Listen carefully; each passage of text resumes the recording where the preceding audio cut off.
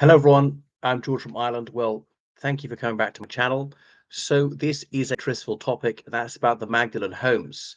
So, they were running in Ireland from the 19th century in some form right into the 1980s, and they were for unwed mothers. I think it wasn't usually compulsory to go in there, but until a generation ago, there was something of a stigma against those who parturited whilst not nuptially solemnized. So society was very judgmental.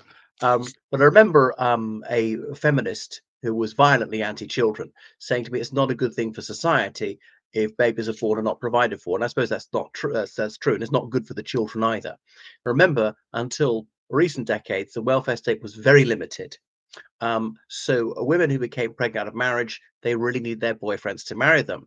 And if this man didn't marry her, she was disgraced. So giving birth to a child, bringing up a child and not going to model home, yes, that was allowed by law, but it was very difficult. It was very, very rare. It was sort of frowned upon. And if a teenager gave birth, the way to cover up was pretend it was her mother gave birth and pretend that the grandmother was in fact the mother and the teenage mother was in fact the older sister. I don't know how they would cover up the confinement and so on. So in Tuam, County Galway, there was a Magdalen home closed, I think, in 1961. And some years ago, a lot of dead bodies were found. So in 2014, a local historian, Catherine Corliss, found that 796 children had died in the Bon Secours mother and baby home, but only two had burial records. So they began to excavate the what would I say, the grounds of the former Bon Secours home. Often it was run by nuns, and it was discovered that there were the remains of hundreds of girls and boys, and some of them in what then turned out to be a septic tank. It was a mass graves. So Doyle Aaron passed the Institutional Burials Act in 2022. So proper excavation commenced last month, and they think it's going to go on for up to 24 months. There'll be DNA analysis. They'll identify these children. So anyway, obviously death is not good, for particularly sad for children who die. Remember, some of these burials go back to 1925, when infant mortality was much higher than it is today. Ireland, we were not a rich country back then, even by world standards. Infant mortality was higher everywhere in the world, but it was higher in Ireland than in some Western European countries back then. And in these homes, it was much higher. These are run by nuns. Some of the nuns have become nuns precisely because they did not want to bring up children and ended up doing it, because in those days, if you were great majority of women got married. Marriage meant children. There was almost no contraception around, and that was it. And she was going to have lots of children, not like one or two, but like six would have been average. And though you hear families of 14 and so on. Now, not all the nuns were bad. There's this false notion around that they were all harridans, guilty of the worst villainy, absolutely sadistic, vicious termagants. They were not all shrewish, and some of the women who were in these modern homes, so I don't want to give the impression that they were all she-devils. They were not ogresses. Some of them were good, and some of them were bad. But anyway, they couldn't be criticized because this is the church. Incidentally, there were Catholic-run institutions in almost every case. There are a couple of Church of Ireland ones. So some politicians have said how ghastly this is. Micheál Martin, sometime Taoiseach, leader of Fianna Fáil, and he said that the government must apologise for this, and there must be a proper commemoration, and there must be an inquiry as to find out about this. So Micheál Martin, I blush to mention a Cork man, sometime Lord Mayor of Cork. In fact, so was his brother, the only pair of siblings to be Lord Mayor of my native city.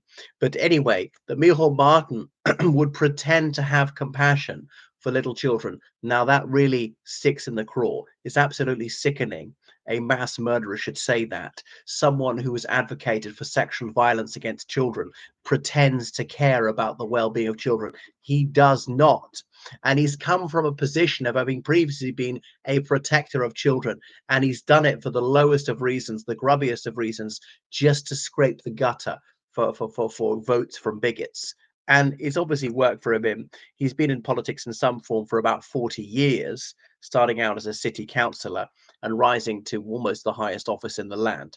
And there are other politicians who've jumped on the bandwagon. I won't name names. Oh, it's so sad that these babies' bodies. Yes, it is. But the same people are condemning to death other children. And the children they're murdering sometimes might be actually slightly older than the ones whose bodies we found in Tuam. And it seems to be the younger they were, the higher the likelihood of death, as in quite likely you die on the first day. If you make it to one, it's pretty unlikely you're going to die. And they were adopted out of there. So these unmarried mothers said, "Come in here and hide yourself from the scandal, give birth here, breastfeed the baby, look after your baby for a few months, in some cases a few years." And then often with no notice at all, they had to sign a document that they were going to be provided for free, but they had to do some laundry work. Partly it was meant to be a purgative. They were purifying themselves, the washing, they're doing the laundry. Remember, even in the 1960s, a lot of people to have washing machines were expensive. So middle class families have their laundry done, or hotels have their bed sheets washed, and so on. And then chanting prayers, partly to numb their minds as part of their penance for their wickedry. And I know a woman who was in Limerick in the 1950s, and she was told about that these were fallen women, and they felt sorrowful for their terrible transgressions, and now they're making up to holy God. So they were being purified by their suffering, and so on. And so the children we will be adopted by wealthy Catholic families in the USA, not necessarily Irish families. Could be any background. And sometimes that happened, but sometimes they stayed in the modern homes all the time, rather deprived. Some of the boys going on to be molested by priests and monks.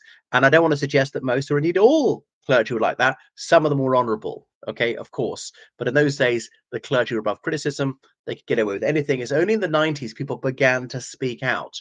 And the Catholic Church being an international organization, if there's any accusation, the guy can be moved in the middle of the night, because Catholic priests and monks, they get moved around from time to time every few years.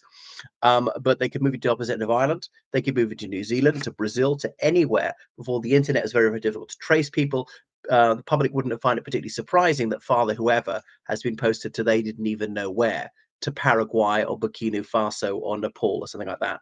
So anyway, it is revolting that people should advocate for the murder of children, and indeed they are the commissioners of the mass murder of children, and at the same time pretend to be sad and sympathetic towards children who died at very, very young ages. So some of these babies will have been born at 8 months and died very quickly, or 9 months and died very quickly.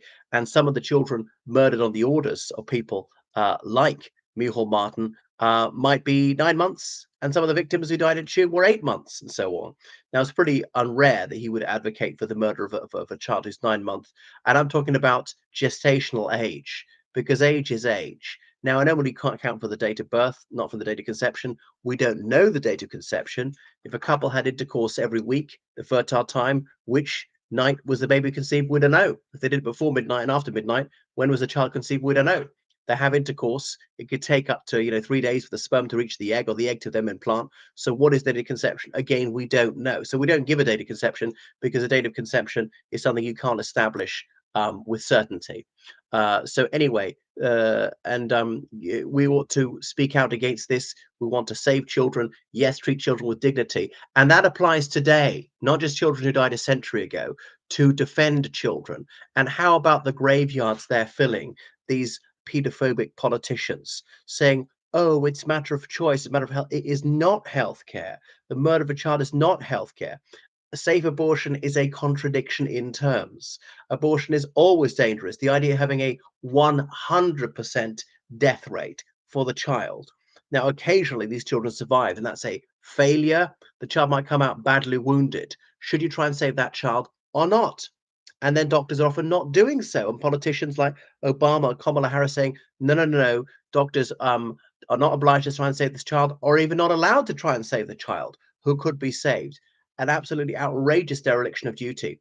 And it's supposed about the mother's health. Well, wait a second. This child are already outside the mother's body. Saving this baby cannot possibly in any way jeopardize the mother's health. We know that women who've got living children have better health than women without.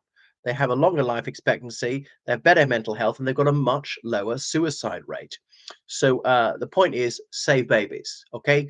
The neglect these children suffered was horrific. But what's happening now is even worse, is the willful murder, not acts of omission, not negligence, is the state going out of its way to murder these little kids by ripping them apart, by torturing them to death, by depriving them of oxygen, hypoxia, by poisoning them, by injecting their hearts with fatal substances, with lethal substances to cause cardiac arrest. It's absolutely sick. It's the vilest crime imaginable. It's foul. It's absolutely diabolical. And these people should hang their heads in shame.